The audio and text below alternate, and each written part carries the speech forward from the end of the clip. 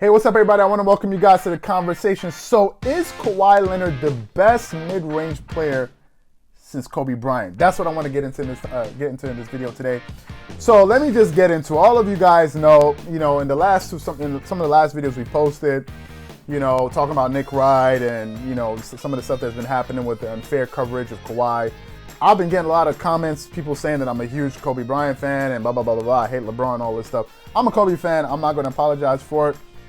Basketball, we all have our, sports, we all have our likes and dislikes. I like Kobe, and I'm going to do a video about it, but I also like Kawhi Leonard, so I have a really cool topic for you guys that I think you're going to enjoy. So, we all know that Kawhi Leonard is the master of the mid-range today. Now, why is this so important? Because in the game, in basketball today, it's been predominantly become a three-point game and, in a game scored in the paint. It's an up and down game. The pace is really sped up.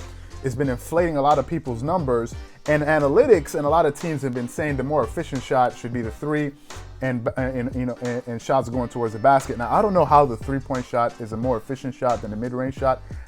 I'm sure they have their reason, but I don't understand why a shot that's taken from further away is a higher percentage, but then a shot taken under the basket has the highest percentage, but then you're saying the one in the mid-range shouldn't be taken. But that's something for a whole completely different video. Now, we all know Kawhi Leonard has been sort of carrying the torch as a mid-range player since, Kobe and Michael Jordan. But first of all, before we get into Kawhi, let's talk about Kobe, okay? What made Kobe Bryant so great as a mid-range player was his ability to take difficult shots and his fundamentals with his footwork.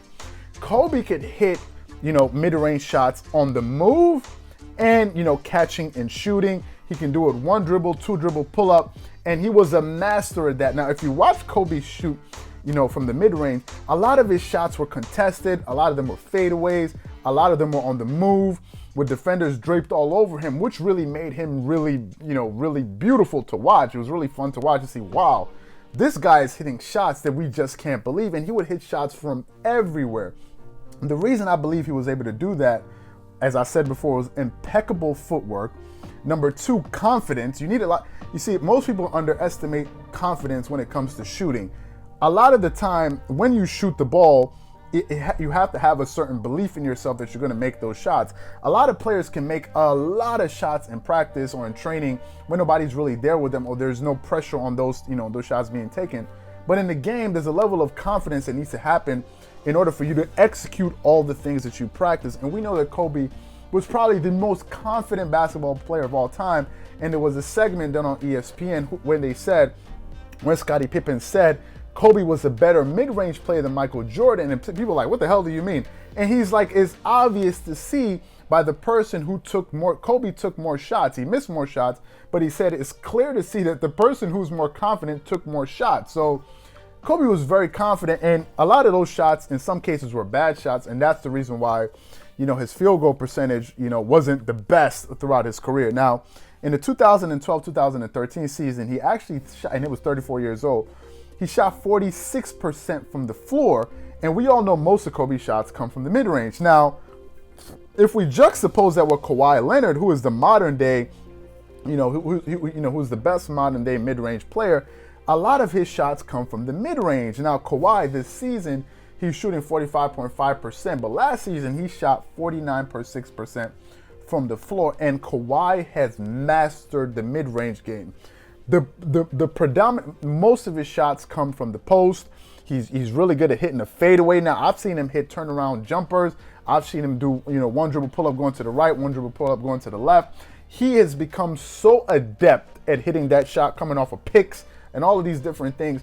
And it makes him really elusive, and it adds an additional element to his team that other teams don't have, because not many teams in the league have players scoring from that position. So it creates another threat on the floor at a different part. So imagine if you're trying to guard the three-point line and then you have somebody that's also hurting you from the paint. So it creates mismatches.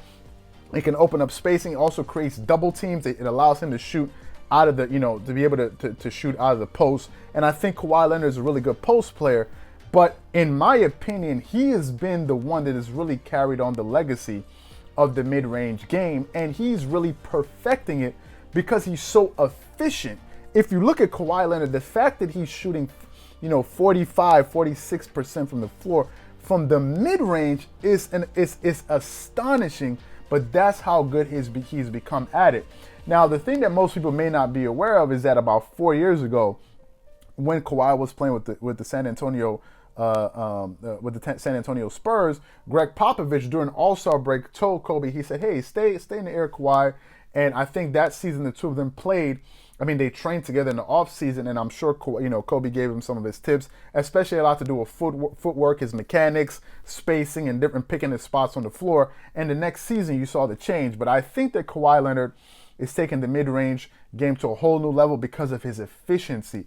And he's just as efficient as Michael Jordan. That's the difference between Kobe and Michael Jordan. A lot of people can make this argument. MJ was more efficient than Kobe. Now, granted, Kobe was a much better perimeter player, but as Michael Jordan progressed in his career, later on in his career, he really became an assassin from the mid-range, then Kobe took it over. And obviously, Kobe took more difficult shots, which hurt his percentages, but nevertheless, he carried the torch from Michael Jordan. And now, the best mid-range player since Kobe is Kawhi Leonard. If you look at the NBA right now, there's no one really shooting like he is. Now, there's some players out there that can do that, obviously, but not at the consistent level that Kawhi Leonard is doing it. So, what I want to know from you guys is, do you think that Kawhi Leonard is truly, in fact, the best mid-range player since Kobe Bryant? Or do you think that there's somebody else that I'm missing out, or somebody else I need to talk about? Some of you may say it's Kevin Durant. Some of you may say it's somebody else, entirely different. So that's what I want to know from you guys in the comment section below. Leave your thoughts and opinions in the comment section below so I know what you think. Again, if you enjoyed this video, don't forget to hit the like button and subscribe to the channel and hit the notification bell to be notified when all of our newest and hottest content comes out.